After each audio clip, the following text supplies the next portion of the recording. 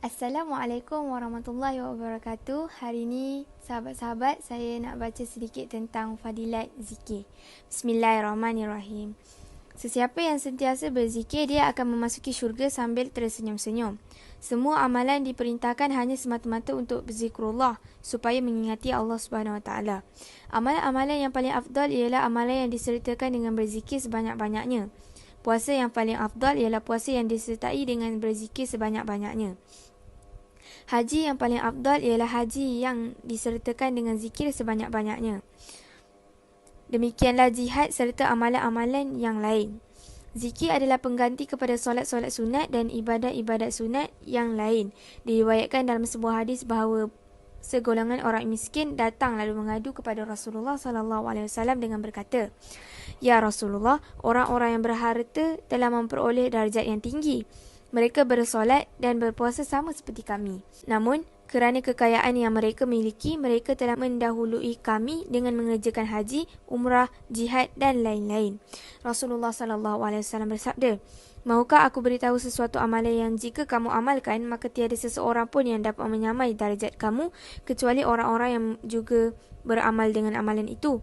Selanjutnya, baginda SAW bersabda, "Bacalah setiap kali solat, Subhanallah, Alhamdulillah, Allahu Akbar."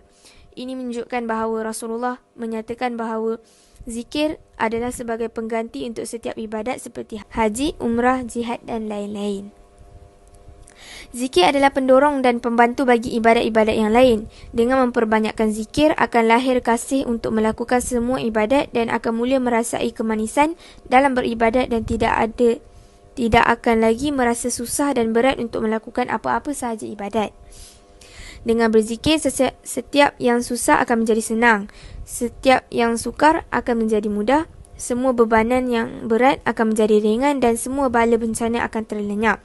Segala ketakutan dan kebimbangan akan terhindar daripada hati melalui zikrullah. Zikir memainkan peranan penting dan memberi kesan yang khusus bagi melahirkan ketenteraman, menghilangkan ketakutan dalam suasana yang menakutkan.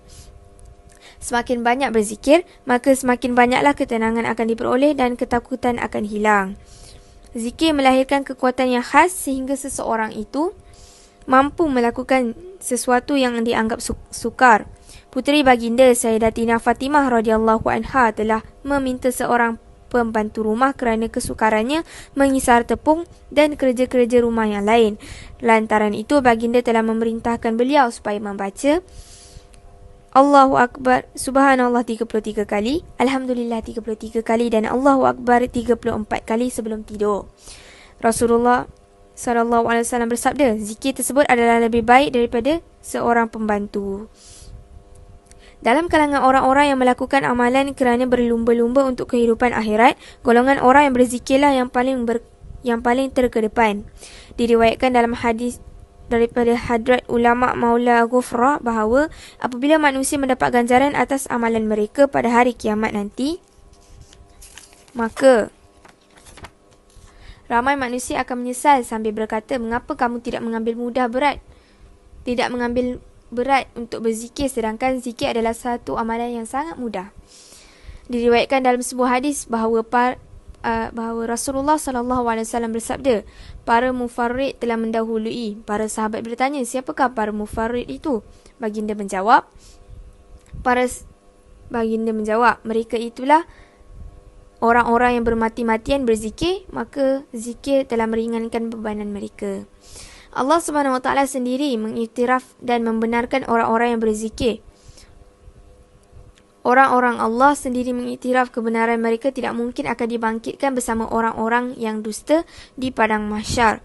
Disebutkan dalam sebuah hadis bahawa apabila seseorang hamba mengucapkan La ilaha illallah, Allahu Akbar, maka Allah berfirman, "Benar apa-apa yang diucap oleh hambaku, tiada Tuhan melainkan aku dan akulah yang maha besar." Melalui zikrullah terbinanya mahligai di dalam syurga. Apabila seseorang hamba itu berhenti daripada berzikir, maka para malaikat berhenti daripada membina mahligai itu. Apabila mereka ditanya, "Mengapa kamu berhenti daripada membina mahligai sipolan ini?"